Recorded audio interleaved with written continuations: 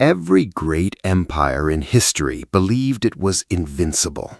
Rome believed it, Britain believed it, and in the winter of 1896, the Kingdom of Italy believed it too. They marched 80,000 soldiers into the mountains of northern Ethiopia, armed with artillery, rifles, and absolute certainty. Certain that a so-called primitive African nation would collapse before a modern European army. What happened next shook the entire world, and they never truly recovered from the shock. The year is 1895. The continent of Africa is being torn apart. European powers, Britain, France, Portugal, Belgium, and Germany have spent 2 decades carving the continent into colonies, drawing borders that ignored every existing kingdom, tribe, and civilization. By 1895, only 2 nations on the entire African continent remained free from European control. One was Liberia, the other was Ethiopia. Ethiopia, known then to the wider world as Abyssinia, had stood for centuries. It was a Christian empire with a written language, a legal code, a complex political structure, and a military tradition that stretched back thousands of years. Its emperor, Menelik II, had spent the previous decade doing something no other African leader had managed at the time. He had been quietly and deliberately modernizing his army without surrendering his sovereignty. The Italians did not understand this, or perhaps they simply refused to believe it. In 1889, Italy and Ethiopia had signed the Treaty of Wuchale, but the 2 versions of that treaty, one in Italian, one in Amharic, said very different things. The Italian version declared Ethiopia an Italian protectorate. The Amharic version said nothing of the sort. When Menelik discovered the deception, he repudiated the treaty entirely. Italy responded by preparing for war. Before this story is over, you will understand why the Battle of Adwa, what came next in these mountains, is studied in military academies across the world to this day. Stay with us, because what you are about to witness was never taught in most classrooms. Subscribe now and join a community that refuses to let this history stay buried. To understand why Ethiopia could not be defeated, you must first understand what Menelik II had built. Menelik was born in 1844, the son of the king of Shewa, one of Ethiopia's most powerful regional kingdoms. He had grown up in captivity, held as a political prisoner by Emperor Theodrotus II, and it was during those years of enforced confinement that he studied, observed, and planned. When he escaped and eventually rose to become emperor in 1889, he brought with him a clarity of strategic vision that was extraordinary for his era. The Ethiopian military system was not a professional standing army in the European sense. It was something older, more organic, and in many ways more resilient.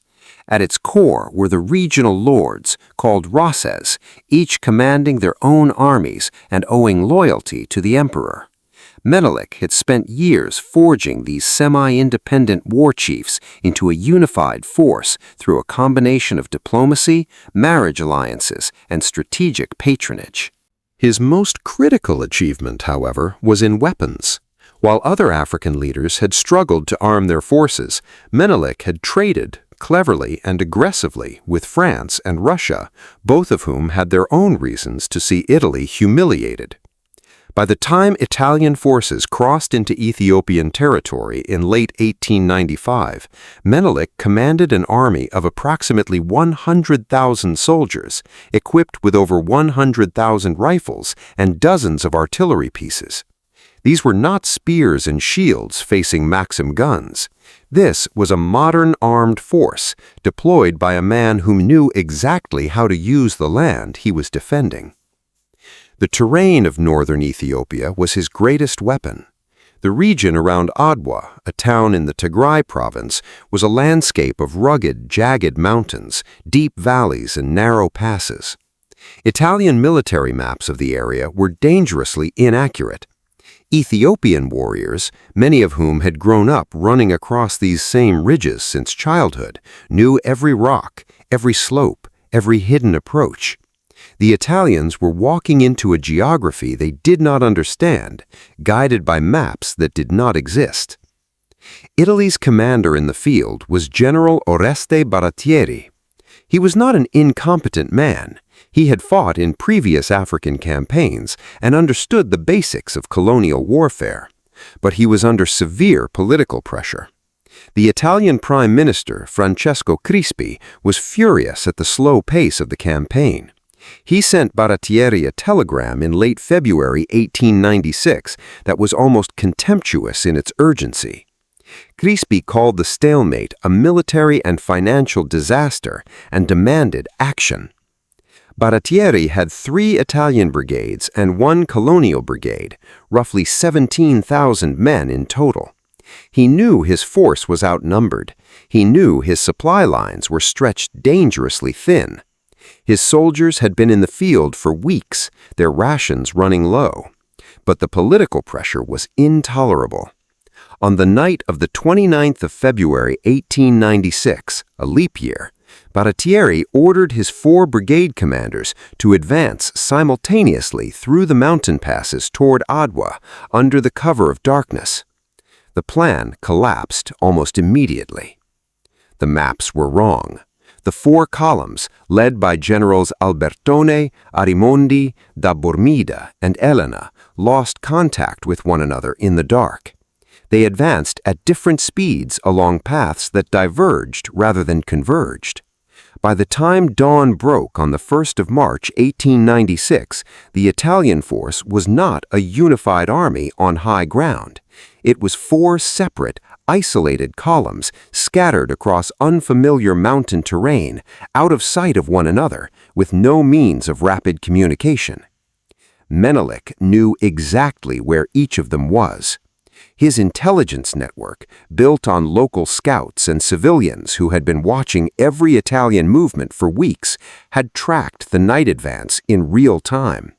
When sunrise came on the 1st of March, the emperor was already in position. 100,000 Ethiopian soldiers, arranged under their regional commanders, were waiting.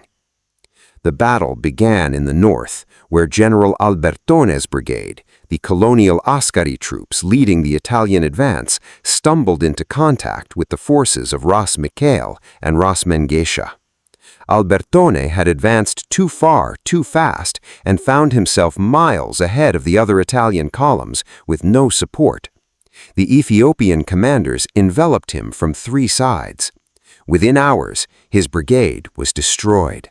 General da Bormida, commanding the right column, moved to support, but he was marching into a separate trap.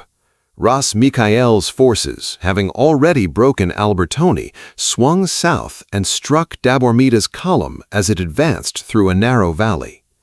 The terrain channeled the Italians into a killing ground. Da Bormida himself was killed in the fighting. His column broke. General Arimondi's Central Brigade attempted to hold a defensive line, but was overwhelmed by the sheer weight of Ethiopian forces pressing from multiple directions simultaneously. The Ethiopian commanders, Ras Alula, Ras Mekonnen, Ras Mikhael, and the Empress Taitu Betul herself had coordinated what was, in effect, a deliberate and disciplined encirclement. This was not a mob charge. This was a planned battle of annihilation, executed by experienced commanders who understood their enemy's vulnerabilities far better than their enemy understood them. Empress Taitu Betul deserves particular recognition. She had arrived at Adwa leading an army of 5,000 soldiers and a significant artillery contingent. It was Taitu who had pushed for the confrontation, who had argued most forcefully against any further negotiation with Italy, and who commanded her forces in the field that morning with the authority of someone who had planned for this moment for years. By noon on the 1st of March 1896, the battle was over. In less than 6 hours, the Italian army had been annihilated. Approximately 7,000 Italian soldiers were killed, the largest defeat of a European colonial army by an African force in history. 3,000 more were captured. Generals Albertoni and Aramonti were killed. The surviving remnants of the Italian force fled back toward Eritrea in complete disorder, many of them stripped of weapons and uniforms. The news reached Rome on the 2nd of March. The reaction was immediate and catastrophic. Prime Minister Crispi resigned within days. The Italian government fell. In the streets of Rome, crowds gathered in shock and grief. Italy had sent a modern European army to conquer an African nation. That African nation had destroyed it in a single morning. Italy and Ethiopia signed the Treaty of Addis Ababa in October 1896. Under its terms, Italy formally and unconditionally recognized Ethiopia as a sovereign, independent state. It was one of the only times in the entire history of the European colonial scramble for Africa that a colonial power was legally forced to renounce its territorial claims because it had been militarily defeated in the field. The consequences of Adwa echoed far beyond Ethiopia's borders. Across Africa, the news spread, not just through newspapers, but through oral networks that connected communities across the continent. An African army on African soil had met a European army in open battle and won completely. There was no ambush, no guerrilla retreat into the forest, no diplomatic escape. Ethiopia had stood and fought and crushed a European invasion force under clear skies in front of the entire world. The impact on the anti-colonial consciousness was profound and lasting. Marcus Garvey cited Adwa. W.E.B. Du Bois wrote about it. When Benito Mussolini invaded Ethiopia again in 1935 with chemical weapons and an air force, one of his stated motivations was to avenge Adwa, the wound Italy had carried for nearly 40 decades. The Caribbean nations and African American communities, upon hearing of the 1935 invasion, organized protest marches and boycotts in cities across the United States. Adwa had become a symbol not just of Ethiopian identity, but of global black resistance to colonialism. Emperor Menelik II died in 1913. He is buried in Addis Ababa. In Ethiopia today, the 1st of March is a national holiday, Victory of Adwa Day. The town itself has been designated a UNESCO World Heritage Site. The battlefield where that extraordinary morning unfolded in 1896 is preserved, studied, and honored. Military historians who examine Adwa are consistently struck not by luck, but by the quality of Ethiopian decision-making. Menelik's patient accumulation of modern weapons, his unification of rival regional lords under a single command, his intelligence network, his reading of Italian political pressure on Baratieri, and his choice of timing and terrain, all of it reflects a commander and a civilization that were not behind the Europeans. They were simply treated as if they were. That assumption cost Italy an army. The story of Adwa was buried in European history books for over a century, reduced to a footnote, explained away, but it happened. 100,000 Ethiopian soldiers under a brilliant emperor and his empress stood on their own ground and refused to fall. They did not just survive, they won, completely and historically.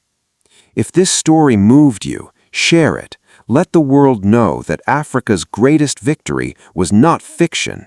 It was the 1st of March, 1896, in the mountains of Tigray, where the army nobody believed in proved that no empire is invincible. Subscribe, leave your thoughts below, and tell us which chapter of hidden African history should we uncover next, because history belongs to those who refuse to look away.